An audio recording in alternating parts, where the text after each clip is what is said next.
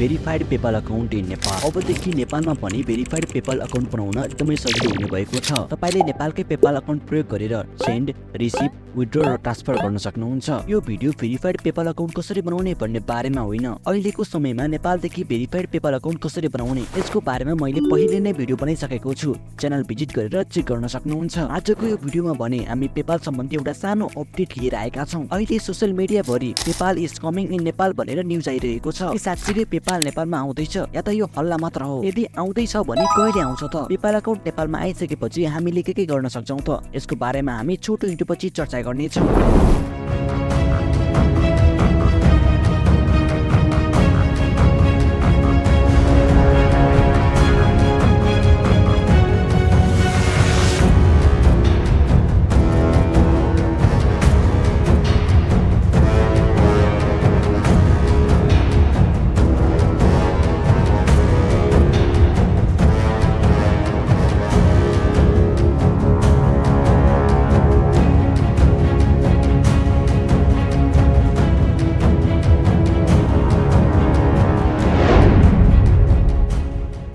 Nepal journal नाम गरेको एउटा इन्स्टाग्राम अकाउन्ट जसले नेसनल र इन्टरनेसनल न्यूजहरू कभर गर्छ र यो न्यूज एन्ड अपडेटमा निकै चर्चित पनि रहेको छ। यसले केही दिन अगाडि एउटा पोस्ट राखेको थियो जसमा लेखिएको थियो NRB plans to introduce PayPal account in Nepal to facilitate cross border payment. तपाईलाई थाहा नै होला केही समय अगाडि इन्डियाले आफ्नो युपीआई को गेटवे नेपाललाई पनि दिएको थियो। यसको मतलब नेपाल र इन्डिया बीच सजिलै पेमेन्ट गर्न सकिन्छ। फोनपे र स्ट्यान्डर्ड ब्याङ्कहरू मिलेर पेपाललाई नेपालमा रन गर्ने बताएका छन्। हाल नेपालमा इन्टरनेसनल पेमेन्ट गर्नको लागि डलर कार्ड बनाइएको छ, तर यो डलर कार्ड त्यति उपयोगी छैन। धेरै मर्चेन्टहरूले यो डलर कार्ड एक्सेप्ट नै गर्दैनन्। त्यही माथि यसमा 500 USD को लिमिट रहेको छ, जसले गर्दा हामीलाई इन्टरनेसनल पेमेन्टमा गाह्रो भइरहेको छ। पेपाल नेपालमा आइसकेपछि धेरै कामहरू सहज हुने भएको छ। कहिले आउँछ त पेपाल नेपालमा? अहिले त भर्खर योजना मात्र बनाइरहेको छ, यो फाइनल डिसिजन पनि होइन। कुनै पनि पेमेन्ट गेटवे नेपालमा आउनको लागि धेरै समय लाग्छ। इन्डियाको युपीआई को गेटवे आउँछ भनेर 2 वर्ष अगाडि न्यूज आइसकेको थियो। युपीआई को गेटवे आउन 2 वर्ष लाग्यो भने पेपालको गेटवे आउन यो भन्दा पनि धेरै समय लाग्नेछ।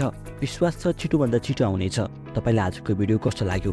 राम्रो लाग्यो भने भिडियोलाई एक लाइक र च्यानललाई सब्स्क्राइब गर्न पनि नबिर्सिनु होला। हामी फेरि मिल्छौं अर्को अपडेटमा। Till then take care, bye by.